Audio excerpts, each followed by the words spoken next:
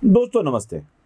कुल्हाड़ी के पीछे जो लगा हुआ होता है, जिसे पकड़कर पेड़ काटा जाता है, वो कुल्हाड़ी का डंडा भी लकड़ी का होता है और लकड़ी का डंडा कुल्हाड़ी पर लगने के बाद ही दूसरे लकड़ी को काटा जाता है।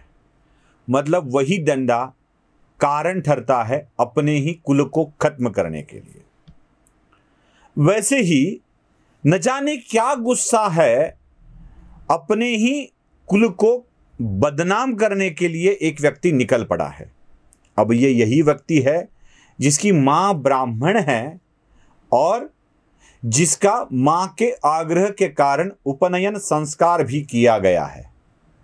अब जिसके उपनयन संस्कार हुए हैं और जिसकी मां ब्राह्मण है, वो एक बौद्ध का बेटा अपने ही कुल पर, अपने ही गोत्र पर डंडे चलवा रहा है। अब यह कौन है? यह है सुजात। सुजात का पूरा नाम है सुजात प्रकाश अंबेडकर। इस बच्चे के बारे में वैसे तो ज्यादातर बोलना मैं जरूरी नहीं समझता, क्योंकि इतनी महत्वपूर्ण व्यक्ति है ही नहीं है कि जिसके बारे में बोला जाए। लेकिन सुजात जिन व्यक्तियों के बारे में बोल रहा है ना, वो बड़े महत्वपूर्ण हैं, उनके बारे में बोलना ही चाहिए। अब जब ये दूसरों पर आरोप लगा रहा है तो इस नादान बच्चे के ऊपर आरोप तो लगने ही चाहिए, इसका खुलासा तो होना ही चाहिए। चलिए सुजात क्या बोल रहा है।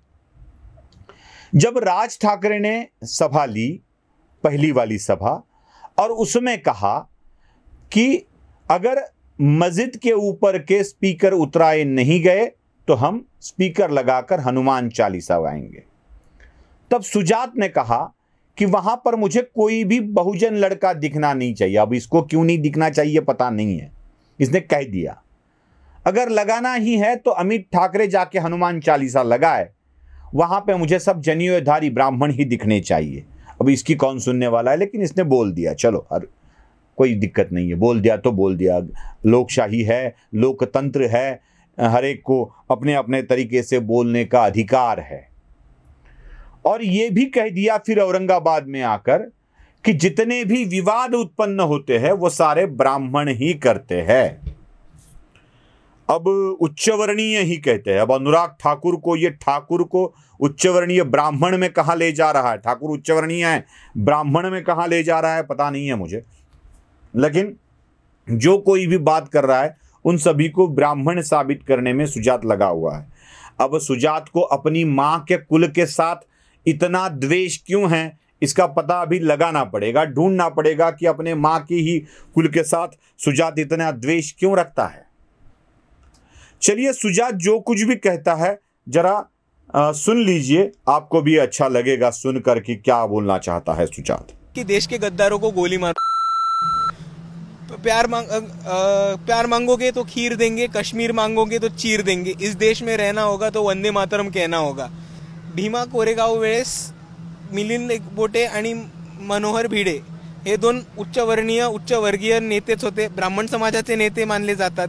त्यांनी भडकवलं बहुजन पोरांना, कुणबी मराठी वंजारी पोरांना। तर ते तुम्हाला ब्राह्मणांच्या विरुद्ध नाही पण ब्राह्मणशाहीच्या विरोधातच आहे। चलो सुन लिया।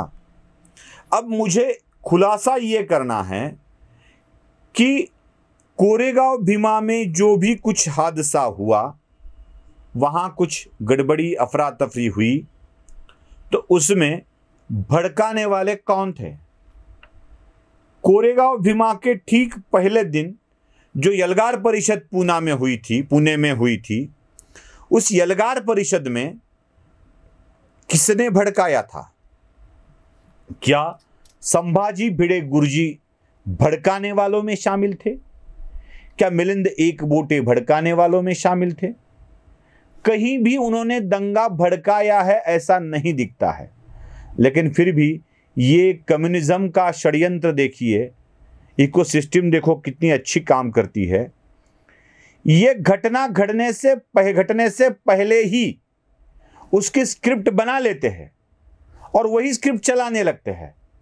सुजात भी वही स्क्रिप्ट पढ़ के आया है।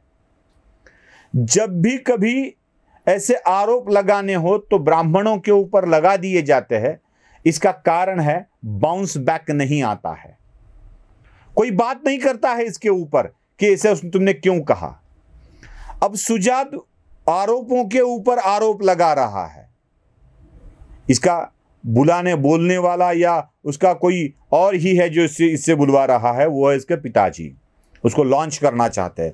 ऐसी बात की तो समाज में हमारे जैसे लोग भी उसके ऊपर बोलने लगते हैं, फिर छवि उभर कर आती है। ये कारण है उसका, लॉन्च कर रहे हैं उसको वो। लेकिन मैं उनके पिताजी को ये सवाल पूछना चाहता हूँ। खैर छोड़ो पिताजी को क्या सवाल पूछना, मैं सुजात को ही बोल देता हूँ, बेटा जा अपने पिताजी से पूछ ले कि तेरे पिताजी के पास ऐसा कोई भी आदमी ज्यादा दिन क्यों नहीं टिका है? क्यों तू ही अपने अंदर आए लोगों को सम्मान नहीं दे पा रहा है? आपके पिताजी के पार्टी के 2 प्रदेशाध्यक्षों की बात करता हूं मैं।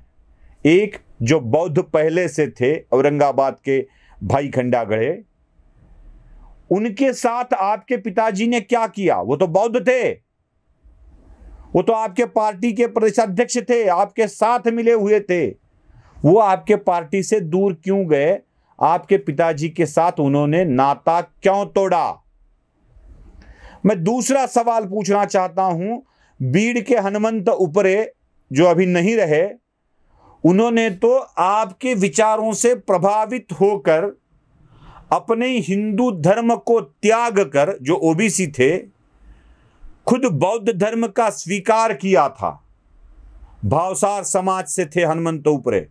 उन्होंने अपने समाज को, धर्म को त्याग कर पूरे परिवार के साथ बौद्ध धर्म का स्वीकार किया था। आपके पार्टी के वे भी प्रदेशाध्यक्ष थे। तो आपके पार्टी इन लोगों को क्यों नहीं अपना बना पाई? क्यों उन्हें आखिरी वक्त में आपके पार्टी के साथ नाता तोड़ना पड़ा था?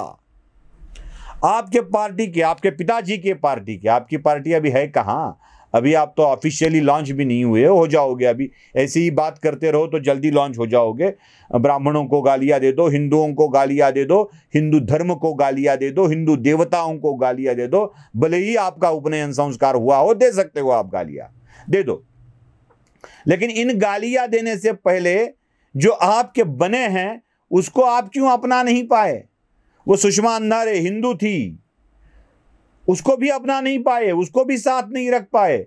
ऐसे कितने व्यक्तियों के नाम मैं आपको गिनाऊं जिन्होंने बौद्ध धर्म का स्वीकार तो किया, लेकिन आपके पार्टी के साथ, आपके धर्म के साथ, आपके विचारों के साथ वो ज्यादा दिन नहीं घुल मिल पाए।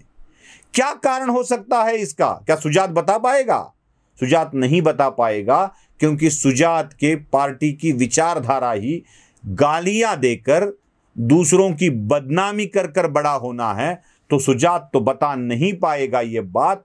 लेकिन एक बात मैं सुजात से जरूर कहूंगा, भाई सुजात, आपने, आपके पिताजी ने, आपके समर्थकों ने हिंदू धर्म को त्याग दिया है। आपका खुद का बौद्ध धर्म आपने स्वीकार कर लिया है। तो जो भी बड़प्पन बताना है अपने धर्म का बताओ, हिंदू धर्म को गालियां देने की कोशिश ना करो, क्योंकि इस धर्म से आपका संबंध अब बचा नहीं है।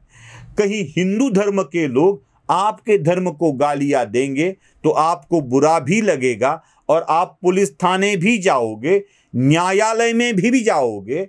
हिंदू धर्म ऐसी प्रतिक्रिया नहीं देता, इसलिए आपका धाड़स बढ़ रहा है।